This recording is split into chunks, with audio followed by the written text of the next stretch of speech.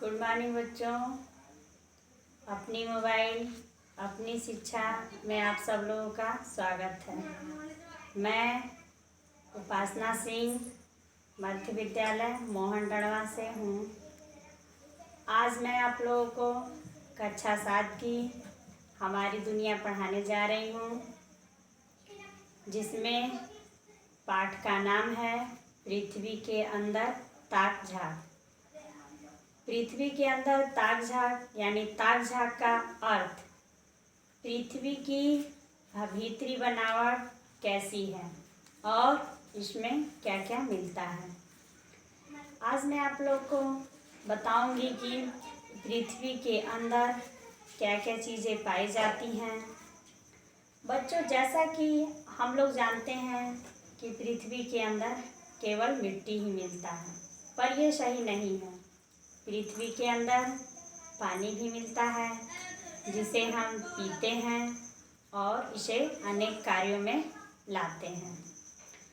बच्चों, क्या आप लोग जानते हैं कि पृथ्वी के अंदर बहुत सारी बहुउपयोगी एवं बहुमूल्य खनिज पदार्थ भी पाए जाते हैं।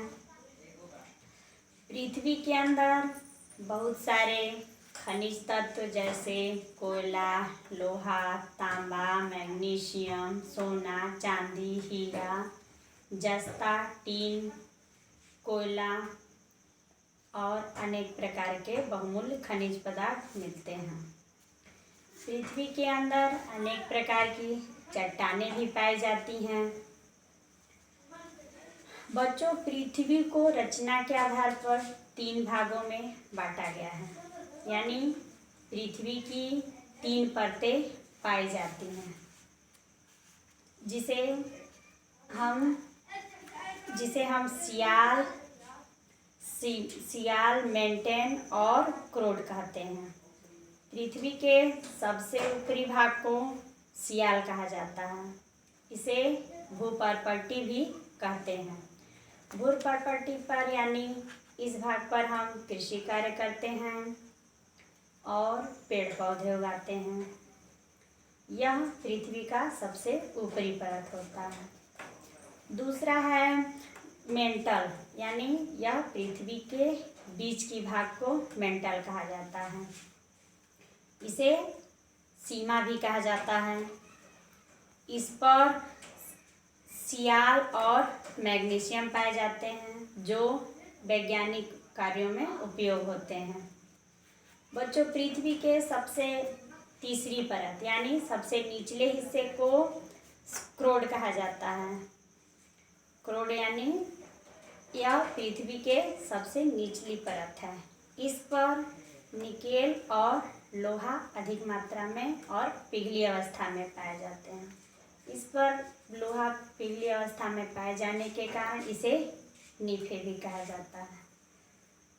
बच्चों, पृथ्वी पर अनेक प्रकार के बहुमूल्य खनिज पदार्थ मिलने के कारण और इस पर फल फूल उगाए जाने के कारण, इस पर पानी मिलने के कारण हम इसे रत्नगर्भा भी कहते हैं। बच्चों, पृथ्वी पर ही इसी पर हम जन्म लेते हैं और इसी में दफनाए जाते हैं या इसी पर जलाए जाते हैं। इसलिए हम इसे धरती माता के नाम से भी पुकारते हैं। बच्चों, आज तो आप लोगों ने इतना जान ही लिया होगा कि पृथ्वी पर क्या क्या मिलता है, क्या क्या पाए जाते हैं और इसका उपयोग क्या क्या है। बच्चों, पृथ्वी की परतों के बारे में भी आप लोगों ने समझ ही गया होगा कि पृथ्वी पर 3 परतें पाई जाती हैं। इतनी तो आप लोगों को समझ में आ गया। अब बच्चों, आज के लिए इतना ही। धन्यवाद और आगे की जानकारी अगले पाठ में हम लेंगे।